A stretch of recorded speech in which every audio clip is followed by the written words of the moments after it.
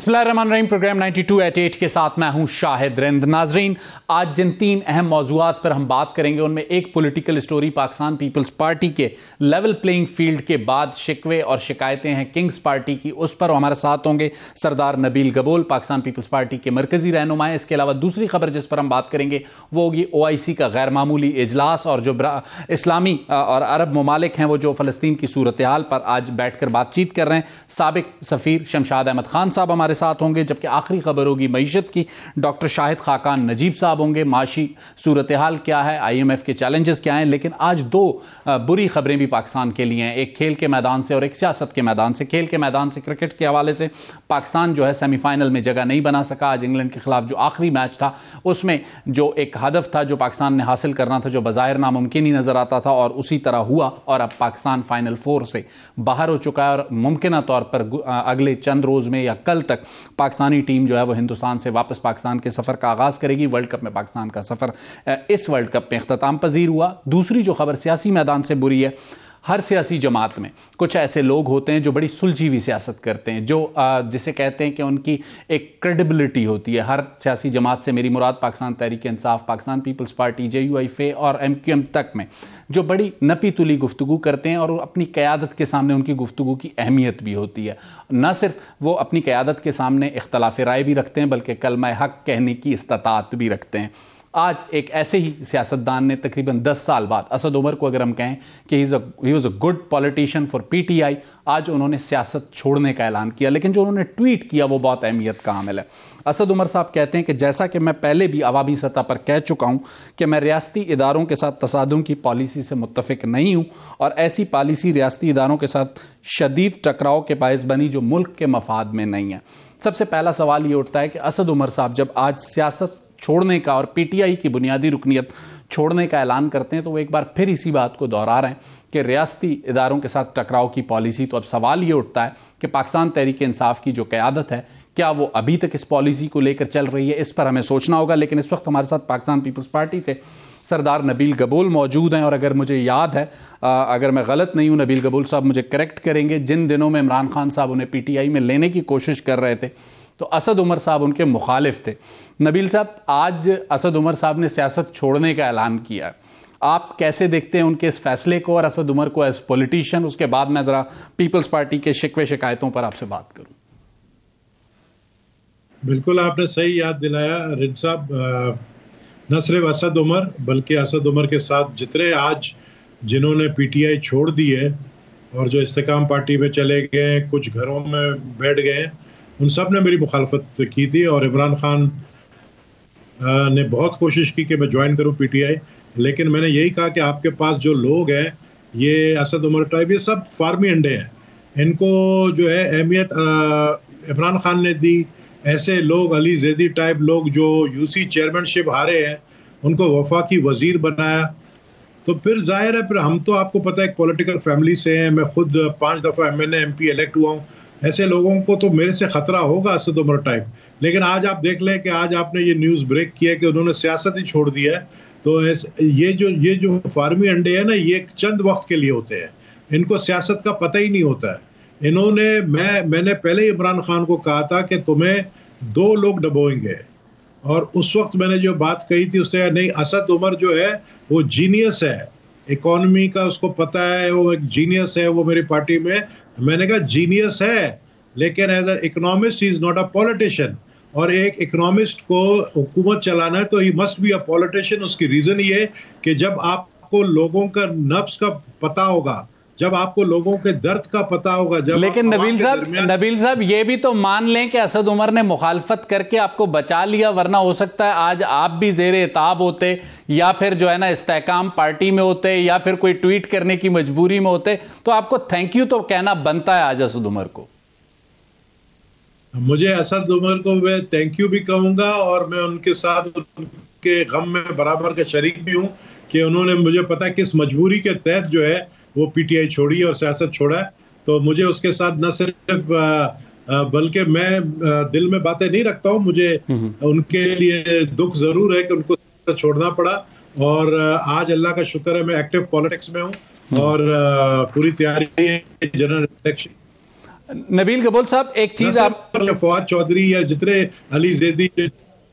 नबील गबोल साहब, आपने चूंकि मुझे आपसे बात करनी थी, वो आज का जो टॉपिक था वो आपकी पार्टी का जो लेवल प्लेइंग फील्ड का शिकवा था, वो अब बढ़ते बढ़ते किंग्स पार्टी के शिकवे पे आ गया। मैं चाहूंगा पहले आप सुने कि बिलावल भुट्टो जरदारी साहब ने गुज़िश्ता रोज किंग्स पार्टी के हवाले से क्या कहा और फिर आपकी राय लूं। जो अब अगले साल इलेक्शंस होने जा रहे हैं उसमें किंग्स पार्टी का वही हाल होगा जो हमने 2008 में किंग पार्टी का किया। एक तो किंग्स पार्टी का तासुर तो अपनी जगह, जब इस किस्म के पार्टीज को पैदा किया जाता है तो गलत एक मैसेज जाता है, गलत एक तासुर जाता है अवाम में, सियासी हलकों में। नबील गबोल साहब, पहले आपका लेवल प्लेइंग फील्ड का शिकवा अपनी जगह पे था, आपकी जमात का। अब किंग्स पार्टी का शिकवा, किंग्स पार्टी बिलावल भुट्टो जरदारी किसे कह रहे हैं नबील गबोल साहब? देखिए, किंग्स पार्टी आपको भी पता है, आप बहुत पुराने जर्नलिस्ट हो। 1990s में मैं नहीं जाऊंगा, 2002 ले ले। 2002 में किंग्स पार्टी कौन थी? मैं नाम लूंगा, PMLQ। सही, PMLQ। तो PMLQ किंग्स पार्टी बनी और उसके बाद उसको किस तरह इक्तिदार में लाए, और फिर 2018 के इलेक्शन में आप देखें कि कौन किंग्स पार्टी था, वो उनको कौन लेकर आया, और फिर आप देखें कि इस वक्त किंग्स पार्टी कौन है। इस वक्त आपको मैं एक बात याद दिलाऊं, किंग्स पार्टी कभी भी किंग्स नहीं रहती है। सही, वो हमेशा गुलाम बनती है। सही। और जब आप गुलाम हो तो फिर गुलामी जब आपके ऊपर बढ़ जाती है तो उस वक्त फिर आप फिर इसी तरह हुकूमत से निकलते हो, फिर रोना धोना करते हो। सही। तो कहां गई PML काफ, कहां गई PTI? पीपल्स पार्टी आज भी कायम है। लेकिन फिर मैं अगर इस वक्त की किंग्स पार्टी की बात करूं, तो वो किंग्स पार्टी वही है जिसको प्रोटोकॉल बाहर भेजा गया। नबील गबोल साहब, इतने जहांदीदा आप सियासतदान हैं, किंग्स पार्टी जैसे आपने 2002 में जो किंग्स पार्टी थी उसका आपने नाम ले लिया, 2018 का ले लिया, आज लेते हुए क्यों घबरा रहे हैं? मैं तो कर पा रहा हूं। किंग्स पार्टी का खिताब चेयरमैन बिलावल ने दिया। ख्वाजा साद रफीक कराची पहुंच गए, MQM का वफ्द मियां नवाज शरीफ से मिल के गया। आप MQM में भी रह चुके हैं, तो PMLN और MQM के अलायंस को कैसे देखते हैं कराची में?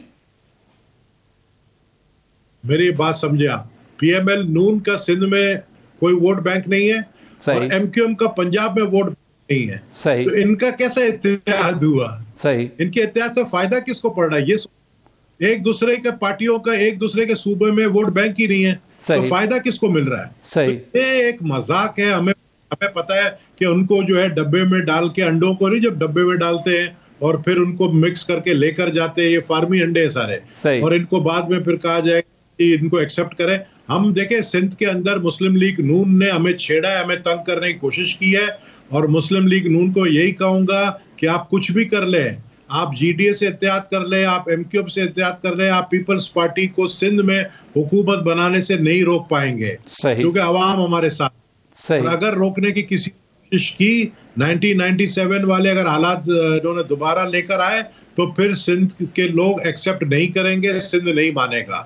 और इसी तरीके से मैं नवाज साहब को भी कहना चाहता हूँ कि आपको शौक है वजीर आजम का। आप ये अच्छी तरह जानते हो कि पाकिस्तान पीपल्स पार्टी के वोट के बगैर आप वजीर आजम नहीं बन सकते हो। और आपके पार्टी को, आपकी जमात को, शहबाज शरीफ को हमने अगर वजीर आजम बनाया 2021 में, तो अभी आपको वोट देना चाहिए पाकिस्तान पीपल्स पार्टी उम्मीदवार को प्राइम मिनिस्टरशिप के लिए। तो मतलब नबील इसका मतलब यह हुआ कि PMLN भी ये जानती है कि उसे पीपल्स पार्टी की जरूरत है, पीपल्स पार्टी भी जानती है कि उसे PMLN की जरूरत है। इसीलिए क्या इरफान सिद्दीकी साहब ने गुज़िश्ता रोज कहा कि इलेक्शन के बाद पीपल्स पार्टी से हुकूमत साजी पर बातचीत हो सकती है? तो मतलब एक मॉडल तो दोनों जगह मौजूद है।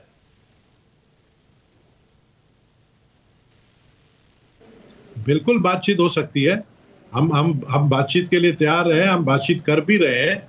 हम तो यही कहते हैं कि देखें, अगर आपको हमने 16 महीने की हुकूमत दी है, तो इस वक्त आप लोगों को चाहिए हमारे साथ कोलेशन में आप आए। सही, तो हम तो तैयार है। सही। और मौलाना मना नहीं किया है। और गुज़िश्ता रोज हमने ये देखा कि मियां नवाज शरीफ के हवाले से जरा सख्त मौक़िफ़ बिलावल का, लेकिन मौलाना फजलुर रहमान पे जब उनसे सवाल किया गया तो बड़ा नरम अंदाज में बिलावल भुट्टो जरदारी ने जवाब दिया। तो इसका मतलब ये हुआ कि आप लोग 2008 फॉर्मूला को जहन में रखते हुए आगे बढ़ना चाहते हैं कि मौलाना साहब से इस स्टेज पे मामलात नहीं बिगाड़ने। हम किसी से मामला बिगाड़ना नहीं चाहते हैं।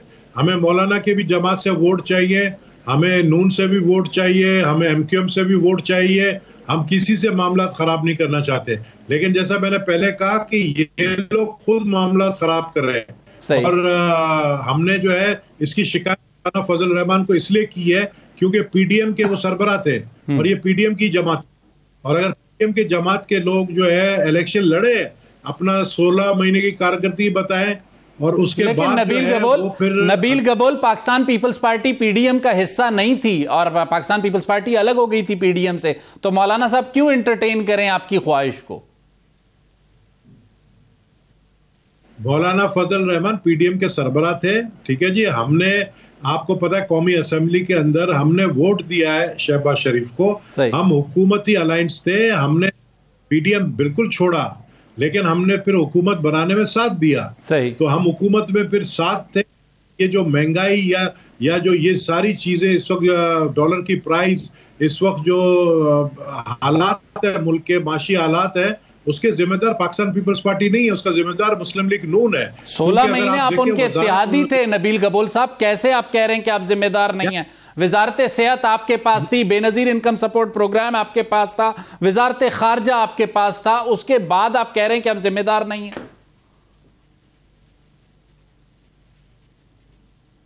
मेरी बात सुने, वज़ीर आज़म कौन था?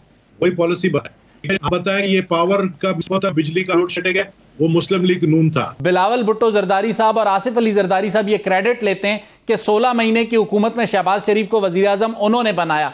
फिर जैसे खुर्शीद शाह साहब ने माफी मांगी, आप भी माफी मांग लें अवाम से कि गलत फैसला किया शहबाज साहब को वजीर आजम बना के।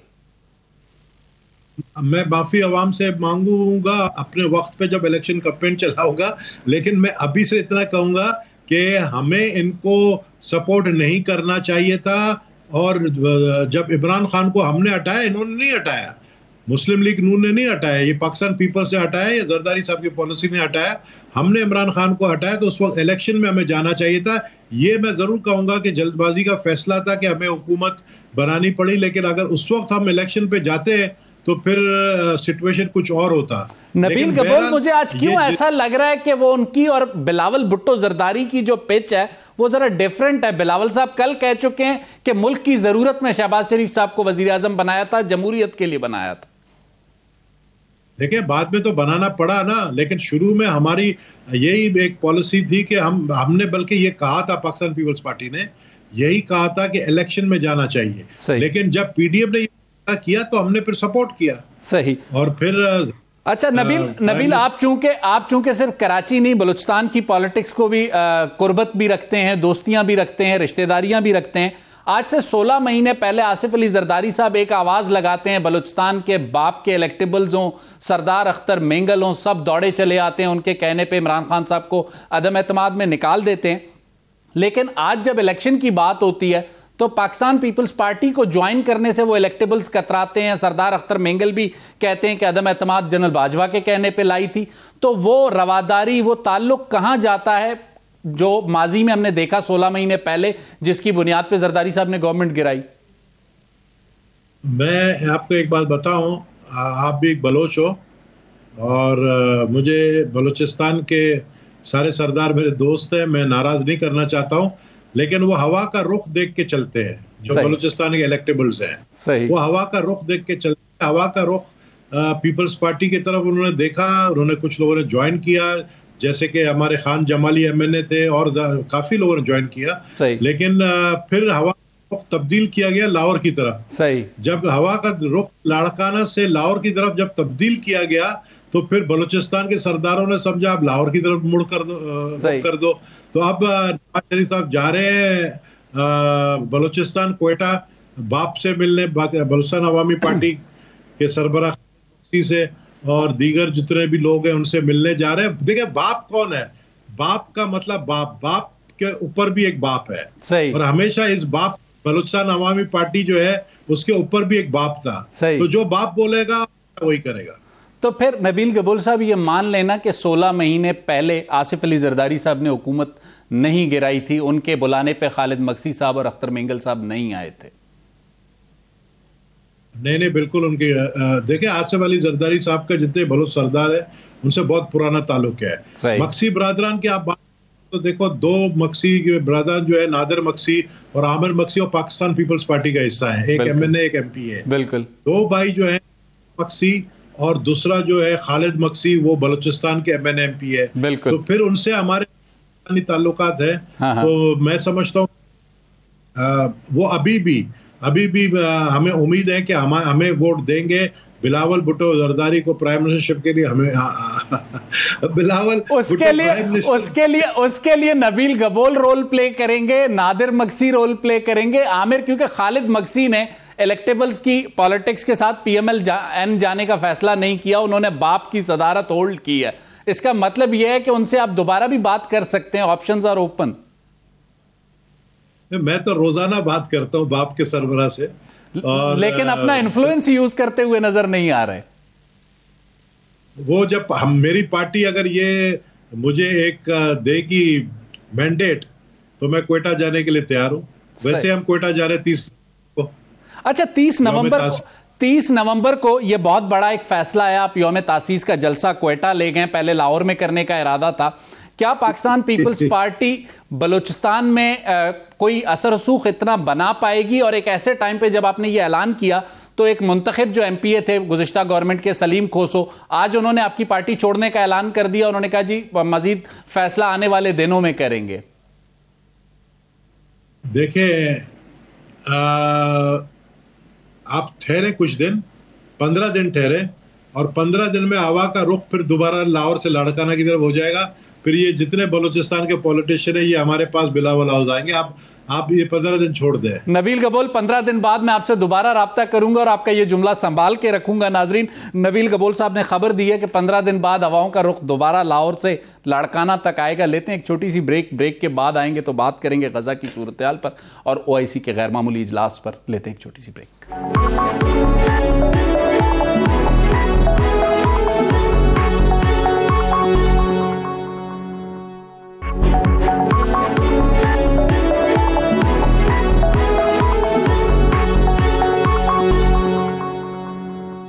वेलकम बैक नाजरीन। प्रोग्राम के आखिरी हिस्से में ज़रा बात करेंगे मईशत की। अगर हम मईशत के अशारियों को और आदाद और शुमार को देखते हैं तो बहुत सी चीज़ें कुछ मुस्बत नज़र आती हैं, लेकिन कुछ परेशानियां भी अपनी जगह पे मौजूद हैं। अगर हम मुस्बत चीज़ों की बात करते हैं तो स्टॉक मार्केट जो है वो 55,000 पॉइंट्स की बुलंद तरीन सतह को भी टच करती है। लेकिन रवां हफ्ते में ये भी नज़र आता है कि जो महंगाई है उसमें 0.73% इजाफा भी हुआ है। तो ये दो ऐसी चीज़ें हैं जिससे आम आदमी खासकर महंगाई से मुतासर होता है। लेकिन साथ साथ अगर ज़र मुबादला के ज़खायर की बात करते हैं तो $40 लाख के 3 नवंबर के जो आदाद शुमार हैं, इजाफे के बाद $40 लाख के इजाफे के बाद 7 अरब 51 करोड़ 15 लाख डॉलर हैं ज़र मुबादला के ज़खायर। और कमर्शियल बैंकों के पास इस वक्त 5 अरब 10 करोड़ डॉलर तकरीबन $27 लाख मौजूद हैं।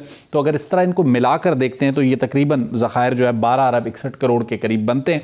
लेकिन नवंबर का महीना पाकिस्तान के लिए इंतहाई अहम है क्योंकि IMF के जायज़ा मिशन से मुज़ाकरात जारी हैं जो कि 15 नवंबर तक जिसे कहते हैं कंक्लूड हो सकते हैं। और उसमें क्या चीज़ें मज़ीद सामने आ सकती हैं, इकॉनमी को स्टेबल रखने के लिए, डॉलर को कंट्रोल रखने के लिए और ज़र मुबादला के ज़खायर को बढ़ाने के लिए पाकिस्तान को क्या कुछ करने की ज़रूरत है। लाजमी सी बात है गाइडलाइंस आएंगी IMF की तरफ से। लेकिन उससे पहले ज़रा हम चाहेंगे कि जो माहिरीन मईशत हैं उनसे बात करें। डॉक्टर खाकान हसन नजीब हमारे साथ मौजूद हैं। डॉक्टर साहब, सबसे पहला सवाल, स्टॉक मार्केट जो है वो तेज़ी दिखाती है और ये एक मुस्बत इकदाम कह सकते हैं, लेकिन महंगाई में भी 0.73% इजाफा होता है। तो आपके ख्याल में जो चैलेंजेस हैं वो अभी तक उसी तरह बरकरार रहेंगे जैसे चंद महीनों पहले थे?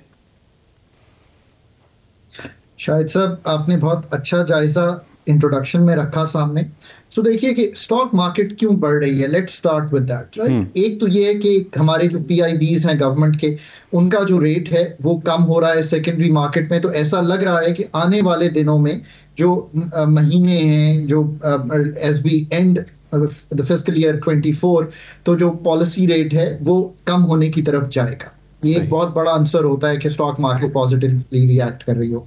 आपने ये भी देखा है कि अपटेक एक रेमिटेंसेस में है। इस माह की रेमिटेंसेस $2.5 अरब आए। मुझे सितंबर की रेमिटेंसेस में भी एक अपटेक दिखाई दिया था, बट अक्टूबर में मुझे उम्मीद थी कि ये ज्यादा अपटेक होगा, बिकॉज जो ओपन मार्केट और इंटरबैंक का रेट है वो बहुत कम रह गया था फर्क उस रेट में, और इसलिए जो रेमिटेंसेस हैं वो वापस आए।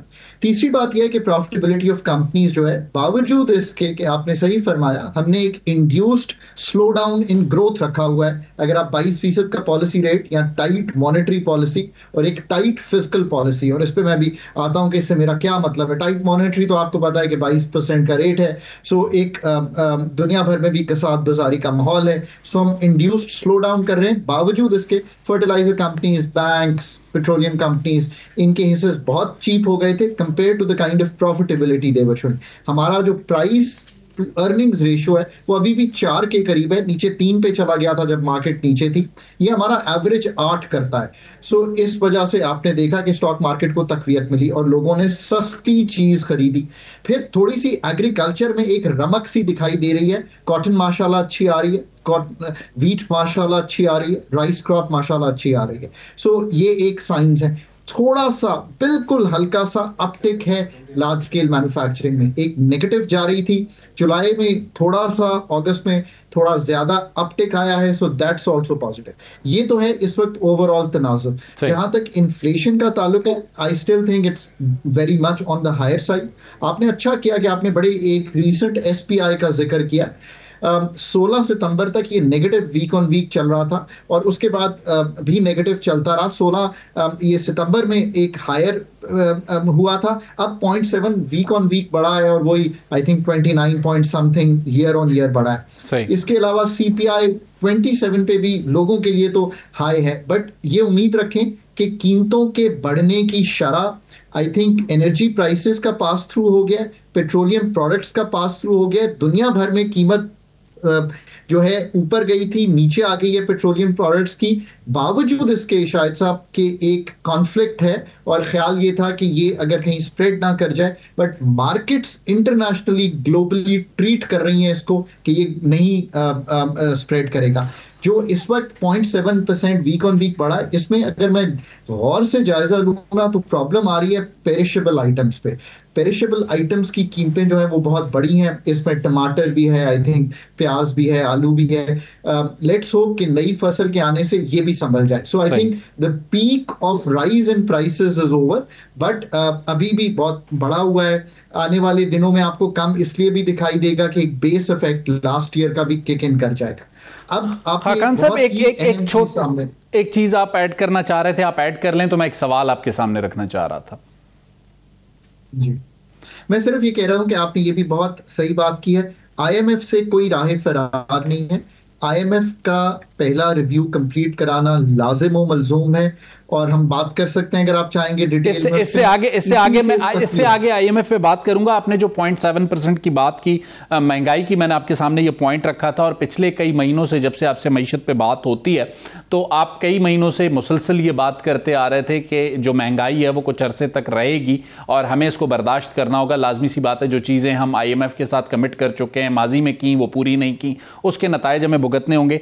लेकिन आपका ये भी अंदाजा था कि 2024 तक, 2024 तक, 23 तो इस वक्त चल रहा है, 24 के भी मिड या लास्ट के करीब हम जाके कुछ चीज़ों को बेहतर करने की सूरत हाल में आएंगे। वो भी उस सूरत में कि जो हमने कमिटमेंट्स की हुई हैं या जो हमने अपना फिस्कल डिसिप्लिन बनाया हुआ है उसको अगर हम कंटिन्यू करते हैं तो आपके ख्याल में अब भी आम आदमी को जो रिलीफ, जैसे अभी आपने एक बेहतर बात की कि जो तवानाई की साइड पे जो महंगाई का मामला था, चाहे वो पेट्रोलियम प्राइसेस पे हो या एनर्जी प्राइसेस पे हो, वो किसी हद तक अब मामला काबू आ गया, लेकिन अब बुनियादी ज़रूरत की अशिया लाजमी सी बात है एक आम आदमी के लिए मसला है। आपके ख्याल में टेंटेटिवली मजीद कितने महीने रह सकते हैं अगर हम अपने फिस्कल जिसे कहते हैं डिसिप्लिन में रहते हुए आगे चलते हैं, तो आम आदमी को रिलीफ मिलने में कितने महीने लगेंगे खाकान साहब? देखिए, आई थिंक एक तो इम्पोर्टेंट ये है कि उम्मीद करता हूं मैं कि थोड़ी सी इकोनॉमी जो है वो पिकअप करना शुरू हो जाएगी यहां से, जैसे कि मैक्रो स्टेबलाइजेशन, ये कीमतों का बढ़ना, हमारी जो ग्रोथ है उसमें थोड़ी सी वापसी आ जाएगी। तो अगर ये शुरू हो जाता है तो थोड़ी सी एम्प्लॉयमेंट के मौके दोबारा आएंगे। याद रखिए कि ये भी बहुत तकलीफ है। इन्फ्लेशन जैसे मैंने कहा कि अब गैस रह गई थी, उसका इफेक्ट नवंबर में आना है। I think 0.7-0.8% year on year उसका इफेक्ट आएगा। जो CPI है उसमें गैस की जो कीमतें तब्दील की हमें 1 जुलाई को कर देनी चाहिए थी, जब ओगरा ने की थी। We would have been done by now, but anyway ये अभी भी 3-4 महीने ऐसे ही हैं। बट मुझे थोड़ा सा जो कंफर्ट, जो मैं कहता था मिड 2024 तक दुनिया में भी कीमतें नीचे आ जाएंगी, वो थोड़ा सा अर्लियर इसलिए आ गई हैं कि पेट्रोलियम प्रोडक्ट्स जो ब्रेंट है वो 90-95 से इस वक्त $80-81 पे आ गया है। अगर हमारा रुपया कंफर्टेबल रहा तो ऑयल की प्राइसेस पाकिस्तान में शायद अब जिस सतह पर हैं या इसके इर्द गिर्द या नीचे ही ट्रेड करेंगी, तो that will give comfort to inflation. अगर हमारी ये क्रॉप्स थोड़ी सेटल कर जाती हैं तो फिर that will give comfort to inflation.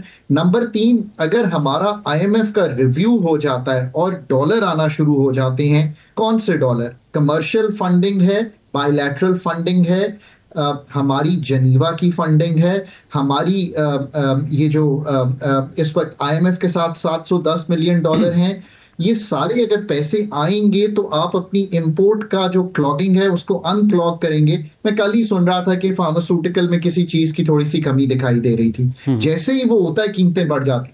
ये अनक्लॉग तब होगा जब ये कंफर्ट होगा कि हमारे रिजर्व्स वापस एक चीज आपके सामने रखना चाहूंगा। माजी में हमने ये देखा, बहुत सी चीजों के हवाले से हम बात करते थे। रशिया यूक्रेन का जो कॉन्फ्लिक्ट था उसने भी हमें इफेक्ट किया, खासकर बुनियादी जरूरत की जो चीजें थी। गंदम का एक टाइम पे मामला था, उस वक्त भी हमें इफेक्ट कर गया।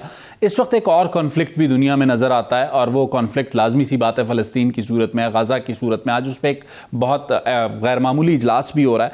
आपके ख्याल में आलमी तौर पर पाकिस्तान की जो मईशत है या जो आलमी तौर पर चीज़ें हो रही हैं, इस कॉन्फ्लिक्ट का प्रोलॉन्ग होना भी हमारी इकॉनमी के लिए कोई मुश्किल पैदा कर सकता है? और अगर कर सकता है तो उसके लिए हमें क्या करने की ज़रूरत है? देखिए, जिस तरह हम दुनिया को आज देख रहे हैं, पहले इस कॉन्फ्लिक्ट से पहले चले जाएं तो एक इन्फ्लेशन बहुत बड़ी हुई थी। मतलब अनप्रेसिडेंटरी मॉनेटरी टाइटनिंग हुई है। ये मैं कह रहा हूं, फिर रिपीट करता हूं, अनप्रेसिडेंटेड मॉनेटरी टाइटनिंग दुनिया में हुई है। 0% था इस वक्त पॉलिसी रेट अमेरिका में, फेड का फंड रेट जिसको हम कहते हैं, वो 5.25 पे चला गया। That's a big jump, right? उससे एक दुनिया भर जो है उसमें कसाद बाजारी और ग्रोथ को स्लो डाउन करने की कोशिश की जा रही है।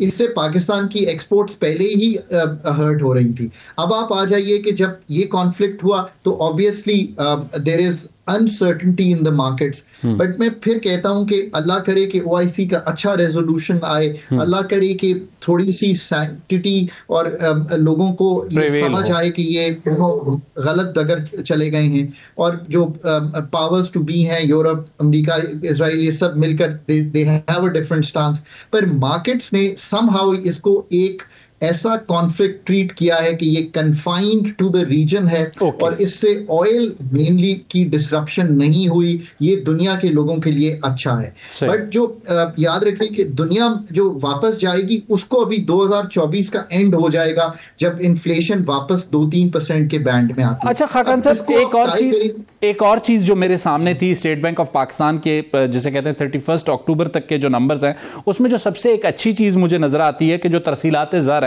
जो बैंकिंग चैनल के थ्रू आ रही हैं उसमें 11.5% का इजाफा हुआ है। आपके ख्याल में ये जो चीजें हमने क्रैकडाउन्स किए हवाला हुंडी के अगेंस्ट, डॉलर के मामले पर, ये उसके रिजल्ट्स हैं और शॉर्ट टर्म रिजल्ट्स हैं, तो मिड टर्म रिजल्ट्स के लिए हमें क्या करने की जरूरत है? जबरदस्त आपने बात की है। शॉर्ट टर्म में administrative actions and reforms and enforcement, ये 3 चीजें आपने की थी, ये तीनों हैव वर्कड फॉर यू। एक इलीगल मार्केट क्रिएट हुई थी, वो डिसअपियर कर गई है। ओपन मार्केट और इंटरबैंक बिल्कुल ठीक बिहेव कर रहे हैं। पहले डॉलर्स इनफ्लो हुआ, रुपया स्ट्रांग हुआ, डॉलर का आउटफ्लो हो रहा है, रुपया थोड़ा कमजोर हो रहा है। This is how it should behave and this is how it is behaving. थोड़ा सा I think IMF के आने की वजह से भी हम we are a little easier on controlling the movement, but that is okay. This is how it should be. अब next phase क्या है? $7.5 अरब के ज़खायर पाकिस्तान की 1.5 माह की इंपोर्ट को कवर करते हैं। ये कंफर्टेबल सिचुएशन नहीं है। सही। अब आपको कम से कम अपने जो इन फ्लोज हैं वो डेट क्रिएटिंग मैंने मेंशन किए, non debt creating through SIFC करें, थ्रू बोर्ड ऑफ इन्वेस्टमेंट करें, थ्रू प्राइवेटाइजेशन करें, थ्रू बायलैटरल कॉन्ट्रैक्टिंग करें, थ्रू G2G सेल्स करें। ये सारे काम आपको करने हैं। FPI यानी कि फॉरेन पोर्टफोलियो इन्वेस्टमेंट को एंटाइज करें। ये सारे काम आप करेंगे तो तब आपके ज़र मुबादला के ज़खायर कम से कम 2 माह पे होने चाहिए, मिनिमम होने तो 3 पे चाहिए चलें गिवन पाकिस्तान। सो अब हमने शायद भाई सोचना ये शुरू करना है कि February 8 के बाद तक तो आप ऐसे चला सकते हैं मुल्क को। फिर जो ट्रांजिशन होनी है उसमें बहुत मेहनत से आपको ट्रांजिशन करना है इन एडमिनिस्ट्रेटिव मेजर से into long term policy and structural work, जो आपको प्राइवेटाइजेशंस, एनर्जी सेक्टर को रिवैम्प करना, FPR। खाकन साहब, एक सवाल ये तो बनता है, जो आपने बात की ट्रांजिशन के फेज की, मैं पिछले कई प्रोग्रामों में ये बात कर चुका हूं कि आज जो एडमिनिस्ट्रेटिव डिसीजंस केयरटेकर गवर्नमेंट ले रही है वही FIA है, वही कस्टम्स है, वही FBR है, वो सारे काम कर रहे हैं। लेवीज, पुलिस हमें नजर आती हैं काम करते हुए। लेकिन जैसे ही पॉलिटिकल गवर्नमेंट आती है और आप जैसे माहिर मईशत जब ये कहते हैं हमेशा हमसे कि जब आपकी इकोनॉमी के फैसले पॉलिटिकल फैसलों से लिंक होते हैं तो प्रॉब्लम करते हैं, तो फिर ये जो एडमिनिस्ट्रेटिव शॉर्ट टर्म डिसीजंस हमने लिए, अगर हम इनको कंटिन्यू करना चाहते हैं तो पॉलिटिकल लोगों के लिए ये आसान होगा बैगेज लेना, जैसे केयरटेकर गवर्नमेंट जिसका कोई पॉलिटिकल बैगेज नहीं है, उन्होंने ये डिसीजंस लिए और इंप्लीमेंट भी कर रहे हैं। I think a lot of important institutions are pulling in one direction. I think establishment, both civil and military, is pulling in one direction. Caretaker setup तो मतलब कर ही रहा है। अब इसका ट्रांजिशन भी आई थिंक इसी तरह होगा। मेरा नहीं ख्याल कि जो पाथ अगर मैं आपके सामने रख दूं कि आपने ये ट्रांजिशन करके इन एडमिनिस्ट्रेटिव एक्शंस को, अफगान ट्रांजिट ट्रेड को, स्मगलिंग को, होर्डिंग को कंटिन्यू करना है। सिस्टम इनर्शिया को ब्रेक किया है एस्टैब्लिशमेंट में। ऑनेस्टली सिस्टम में तो इसका ये मतलब तो है ना शाहिद साहब कि इतनी गुंजाइश है कि वो इन चीजों को संभाल सके, काम कर सकता है। सिस्टम इनर्शिया जब भी आपने देखे ना, तो आपने फिर ये तो आपने पाकिस्तान ने प्रूव कर दिया ना, जब लोग कहते हैं जी स्टेट फेल्ड है, ये ऐसी बात। तो मैं कहता हूं कि यार सिस्टम इनर्शिया अभी ब्रेक किया है हमने थोड़ा सा इम्पेटस क्रिएट किया, तो आप उसका इफेक्ट देखें। बिल्कुल। ये बातें अपनी जगह दुरुस्त हैं, पर अब आने वाली हुकूमत का पाथ बड़ा क्लियर है। इस सिस्टम इनर्शिया को ब्रेक किए रखें, इस पुश को चलाएं। Policy and administrative and structural काम जिन एरियाज में हमने बात की है, ग्रोथ क्रिएटिंग, वो करें। IMF का नया प्रोग्राम करना है आपको। अच्छा, IMF पे जो चीजें मैं खाकान साहब देख रहा था, उसमें टेक्निकल सतह के जो मुज़ाकरात हैं वो तकरीबन मुकम्मल हो गए। कल या परसों मंडे तक टेंटेटिवली पॉलिसी सतह के मुज़ाकरात शुरू होंगे। लेकिन जो चीज़ें मेरे सामने खबरों में हैं उनमें IMF दरामदात की जो मनी लॉन्ड्रिंग है, मशकूक ट्रांजेक्शन्स हैं, उसको मजीद स्ट्रिक्ट करने की बात करेगा और पावर सेक्टर में जो है ना मजीद कुछ टैक्सेस की बात करेगा। तो हम इस पोजीशन में होंगे कि इन सारी चीजों को इंप्लीमेंट कर सकें, या आपके ख्याल में कुछ रिलीफ हमें मिल सकता है? देखिए, एक तो ये याद रखिए कि ये एक स्टैंड बाय अरेंजमेंट है, ये एक ब्रिजिंग फैसिलिटी है, ये कोई IMF का पूरा प्रोग्राम नहीं है। और ये उन्होंने आपके साथ इसलिए तय किया क्योंकि आप एक इलेक्शन साइकिल में थे, तो उसको पार करने के लिए आपको ये मिल गया है। इसमें आपने एनर्जी पे कुछ काम किया है, FPR के नंबर कंफर्टेबल हैं, बट ओवरऑल जो आपने एक्सपेंडिचर्स हैं उसको बहुत कम सतह पर रखा हुआ है। मॉनेटरी टाइटनिंग चल रही है, आपने कुछ बहुत ही एक्सपेंडिचर्स को जब कम किया तो आपका जो डेफिसिट है वो थोड़ा संभला है। बट आई थिंक आने वाले दिनों में खर्चे बढ़ेंगे तो IMF आपसे डिस्कस करेगा। आपका जो प्राइमरी डेफिसिट का टारगेट उनसे तय है वो कैसे अचीव होगा। फिर IMF आपसे ये तय करेगा कि जी 9400 मुझे लग रहा है कि शायद हो जाएगा, बट अगर इंपोर्ट्स कम करनी पड़ी, जो कि करनी पड़ेंगी, बिकॉज हमारी अभी भी इनफ्लोज, डॉलर इनफ्लोज पे मैं उतना कंफर्टेबल नहीं हूं जितना मैं बाकी चीजों पे हूं जिनकी मैंने आपसे डिटेल में गुफ्तगू किया। फिर IMF आपसे एक्सचेंज रेट को जैसे हम चला रहे हैं वैसे ही चलाने की बात करेगा। प्रोविंशियल सरप्लस 600 अरब का है, ये एक बड़ा नंबर है। मेरा ख्याल है ये मुश्किल होगा गिवन एवरीथिंग कि हम 600 अरब का सरप्लस कर सके। तो IMF आपसे डिस्कस करेगा कि how do you want to get to that. SOEs पे तो रिपोर्टिंग है वो आप कर लेंगे क्वार्टरली। खाकान साहब 30 सेकंड्स में आपके ख्याल में IMF के मामलात आराम से चलेंगे और ट्रांजिशन का फेज भी आराम से गुजर जाएगा? 30 seconds. I am cautiously comfortable कि पाकिस्तान के 30 सितंबर के अहदाफ जो IMF के साथ तय करने हैं वो तय हो जाएंगे, but on the external financing side I think एक गुफ्तगू होगी और उस पर कुछ एश्योरेंसेस चाहिए होंगी, क्योंकि वो हमें दूसरों से भी मांगनी पड़ती हैं, अपने जो हमारे लेंडर्स हैं उस पर बातचीत जारी रहेगी, but with some adjustments we should be able to move forward इंशाल्लाह। खाकान साहब आपका बहुत बहुत शुक्रिया। नाज़रीन, डॉक्टर खाकान हसन नजीब, हमने मईशत पर बात की और उन्होंने एक बात वाज़े तौर पे ये बताई कि आने वाली भी जो हुकूमत है उसे इन फैसलों पर अमल दरामद करना होगा। जो फैसले अभी किए गए सिर्फ माशी फैसलों को अगर हम सियासी फैसलों के तले दबाएंगे तो हमें नुकसान ही होगा। अगले प्रोग्राम तक मुझे शाहिद रिद को इजाज़त दीजिए। अल्लाह हाफ़िज़।